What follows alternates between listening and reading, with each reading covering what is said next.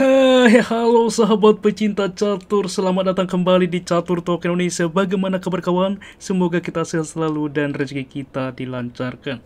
Pada kesempatan ini, lagi-lagi kita akan mengulas permainan yang sangat-sangat menarik. Pertemuan nomor 1 dunia, mantan juara dunia Grandmaster Magnus Carlsen menghadapi Grandmaster Anish Giri pada Norway Chess. Bagaimana permainannya berlangsung, kita akan menyaksikan bagaimana Menteri bersaing dengan dua benteng. Langsung saja kita ke partainya, let's go. Baiklah teman-teman, di sini Magnus Carlsen memulangkah dengan pion ke D4, dibalas Anish Giri kuda ke F6, C4, lalu E6, kuda ke F3, pion ke D5, kuda ke C3, lalu C5, di mana Anish Giri memilih semi taras defense. Dilanjutkan dengan pion C memukul pion D, pion C juga memukul pion D mengancam kuda. Di sini Menteri memukul pion pusat, lalu pion memukul pion.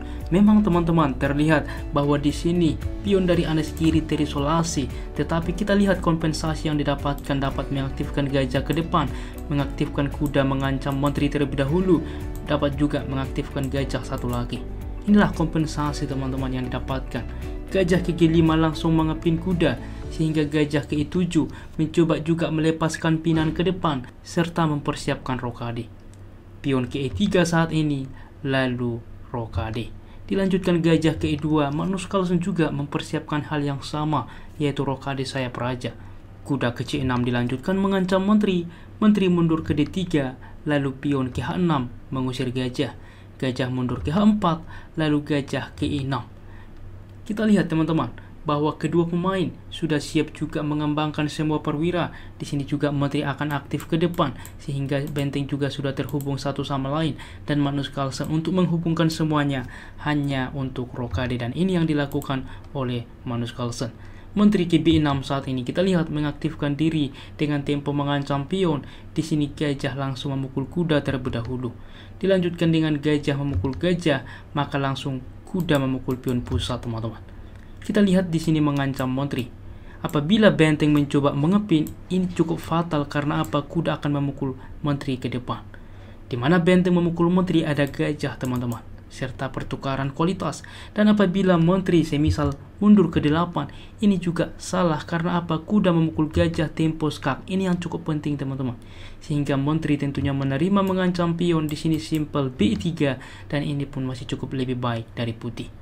Untuk itulah di dalam pos ini dicoba oleh Anish Giri, yaitu langsung dengan gajah memukul kuda, Menteri memukul gajah, dan dilanjutkan Menteri memukul pion saat ini. Di sini juga mengancam gajah, dan bagaimana menyelamatkan ini? Magnus Carlsen membuat langkah provokasi, yaitu gajah ke C4, juga ke depan mengikat benteng. Kalau berpindah cukup berbahaya, ancaman skak. Dan tepatlah di dalam pos ini sebuah keputusan cukup berani dari Anish Giri. Ia mencoba sebuah taktik, sebuah style untuk mengalahkan Magnus Carlsen. Percaya itu tidak, dengan Menteri memukul benteng teman-teman, yaitu menukarkan Menteri terhadap dua benteng. Dan tentu Magnus Carlsen menyepakati dengan benteng memukul Menteri, gajah memukul benteng, dan kita akan melihat ke depan bagaimana Magnus Carlsen memanage permainan menghadapi kedua benteng ini. Dilanjutkan dengan inisiatif G4, kita lihat ke depan akan mencoba mendorong pion-pion ini sehingga memanfaatkan pinan. Benteng Aki E8 dicoba, di mana ke depan mensupport benteng melindungi pion sehingga benteng satu lagi dapat aktif. H4 teman-teman mendorong pion ke depan, benteng ke E7 dan G5 fokus rencana. Kita lihat apabila pion ini melaju memanfaatkan pinan ke depan cukup berbahaya. Dilanjutkan Anish Giri tentunya memaksa pion memukul pion. Di sini tidak pion memukul kembali, walaupun ini saran dari engine teman-teman, tetapi tentunya sebagai manusiawi di sini kuda menerima dengan apa? Simple, di mana juga ke depan dapat bermanuver ancaman skakmat, di mana kuda juga mengontrol cukup banyak petak teman-teman. Gajah ke F6 langsung dilanjutkan mengancam kuda, maka Menteri ke F5 ancaman skakmat, dan tidak mungkin teman-teman pion melaju karena dimakan saja. Kita lihat bahwa ini sedang dipin teman-teman, dan bahkan juga gajah ke depan akan hilang.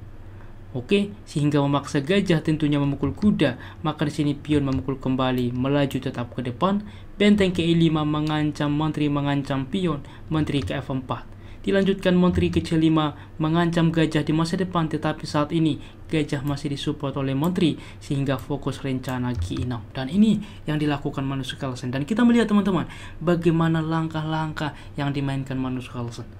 Kuda ke-5 saat ini mencoba juga mengancam gajah, juga melindungi pion, tetap pion memukul pion skak, kuda menerima, dan apa yang dilakukan Magnus Carlsen, gajah ke-6. Penempatan gajah yang cukup menarik, tetap juga mengepin teman-teman.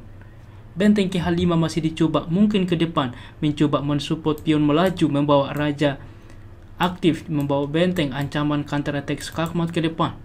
Menteri ke-7 saat ini menggerogoti pion satu persatu, mempersiapkan pion file A ini untuk promosi. G5 dilanjutkan sesuai rencana, di mana juga mengamankan raja. Di sini Menteri memukul pion. Benteng ke-6 dilanjutkan mengancam gajah, gajah ke B3 dan cukup aman. G4 saat ini dan Menteri memukul pion. Dan kita lihat teman-teman bahwa pion ini ke depan tidak ada lagi penghalang untuk menuju petak promosi. Raja ke G7 masih dilanjutkan dan E4 saat ini tetap juga memanfaatkan teman-teman memajukan ke depan, bahwa kita ingat bahwa kuda sedang tetap di pin. Oke, benteng ke-5 mencegah pion melaju, Menteri ke C7 mensupport juga pion melaju, juga membuka akses pion teman-teman. Raja ke F6 masih dilanjutkan, tetapi setelah pion ke A4, di sini juga Anies Giri menyerah teman-teman.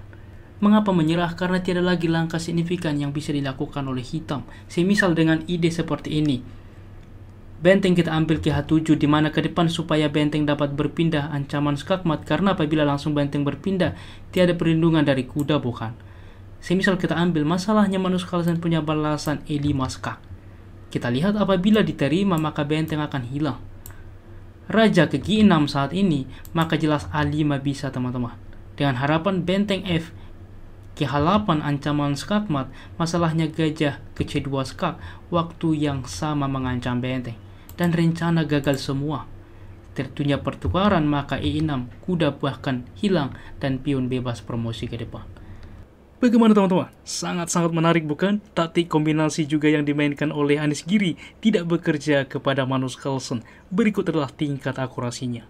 Ulasan permain dari komputer menunjukkan bahwa tingkat akurasi dari Grandmaster Magnus Carlsen 95,1% dan Anies Giri 89,4% merupakan performa yang sangat-sangat menarik dan luar biasa. Adapun tentunya di sesi akhir kita masuk ke asah otak teman-teman. Dan teka-teki catur kali ini merupakan teka-teki catur yang sangat menantang. Lihat posisi indeks yang seksama. Terlihat juga bahwa pion hitam tidak bisa dibongkar, tetapi yang menjadi clue putih melangkah dan memenangkan permainan. Tuliskan jawaban Anda secara lengkap di kolom komentar dan mari kita diskusi bersama. Dan kami akan memilih dan mengepin serta membahas ke depan bagaimana solusinya di video menarik selanjutnya. Tentu cek juga di layar akhir rekomendasi video yang mungkin Anda cari-cari selama ini. Terima kasih sudah menonton. Keep sharing and keep loving. Bye-bye.